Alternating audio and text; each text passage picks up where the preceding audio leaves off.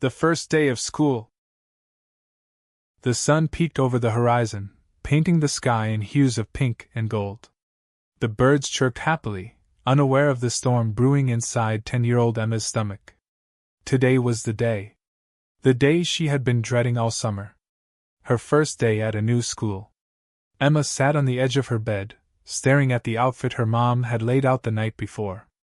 A pale yellow shirt, blue jeans, and clean sneakers.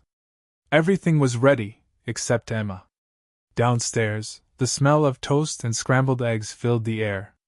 "Emma!" her mom called. "Breakfast is ready." Emma sighed, slid off her bed, and got dressed slowly.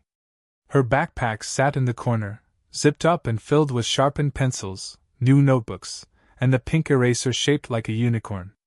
Everything was perfect, but still, her hands felt clammy. She made her way to the kitchen, where her younger brother, Max, was already munching on toast. He grinned when he saw her. "You're going to love school," he said with a mouth full of peanut butter. "Mine has a slide." Emma gave a half-smile. Max was only in kindergarten and didn't understand how hard it was to walk into a room where you didn't know anyone. Her mom noticed the frown on her face. "Nervous?" Emma nodded. "It's okay to be nervous.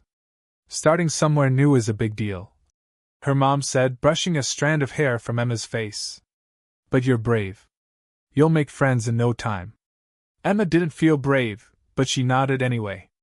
At exactly 8 a.m. they were in the car, driving toward Maplewood Elementary.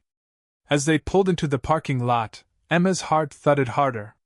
Children in colorful backpacks rushed toward the building, laughing and talking. She clutched the straps of her bag tightly. Her mom parked, turned around, and gave her a hug. "You've got this, sweet girl. And I'll be right here at 3 o'clock to pick you up." Emma nodded, took a deep breath, and stepped out of the car. The school building looked huge. The red bricks rose high into the sky, and the front doors seemed a mile tall. She could hear a bell ringing inside. "Class lists are posted by the front entrance," a teacher called out. "Check for your room number." Emma joined the crowd, standing on tiptoe to read the list. Her name was next to Room 4B, Ms. Reyes. "Okay," she told herself. "Room 4B. I can find that." She followed the signs until she saw the door labeled 4B. Inside, a cheerful woman with curly brown hair and red glasses was greeting students. "Good morning! You must be Emma." Emma blinked in surprise. "How did you know?" Ms. Reyes smiled. "I try to learn my students' names before the first day. Come on in. Pick any seat." Emma found a desk near the middle and sat down. A few other students were already seated, chatting. She didn't know anyone.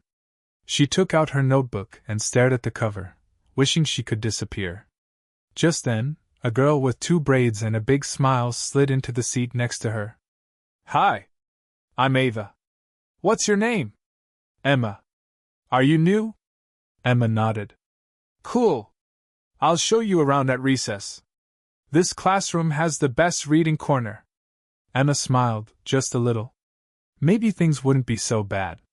Ms. Reyes began the day with introductions. Everyone went around the room saying their name, favorite color, and something interesting about themselves.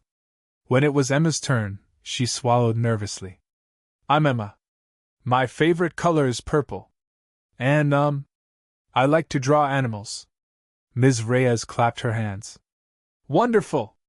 Maybe you can help decorate our bulletin board next week." That got a few nods from other students. One boy leaned over and whispered, "I like drawing too. My name's Leo."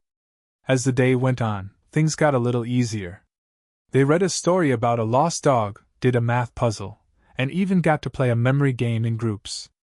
Emma was surprised when she laughed at a joke Ava made about a talking pencil. Before lunch, Ms. Reyes showed them how to line up quietly.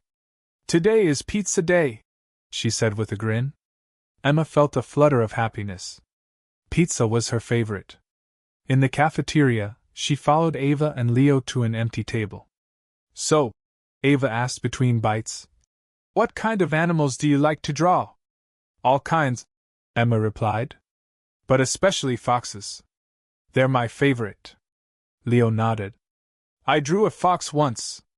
But it looked more like a cat. They all laughed. After lunch, they went out to the playground. The sun was warm, and kids rushed in all directions, some to the swings, some to the jungle gym. Want to see the reading corner? Ava asked. In the classroom? Nope. Outside. Ms. Reyes sometimes brings books out under the big tree. She led Emma to the edge of the playground where a tall oak stood. A small wooden bench sat beneath it. That's our secret reading spot, Ava said. Sometimes we sneak books out during free time. Emma grinned. That's awesome. They sat under the tree and talked about their favorite books until it was time to go back inside. The afternoon flew by. They did a science experiment with magnets, and Ms. Reyes read aloud from a book called The Wild Robot. By the end of the day, Emma felt different. Not completely comfortable, but not scared anymore either. As she packed up her things, Ms. Reyes gave her a high five. You did great today, Emma. Outside, her mom waved from the car. How was it? She asked as Emma climbed in. Emma smiled. It was, actually pretty good. Her mom's eyebrows rose. Yeah? I made 2 friends. We sat under a tree. And I drew a fox. Her mom reached over and squeezed her hand. I'm proud of you. Emma gazed out the window as they drove home. The sun was still shining, and her stomach didn't feel tight anymore. In fact, she was kind of excited for tomorrow. That night, Emma sat on her bed with her sketchbook open.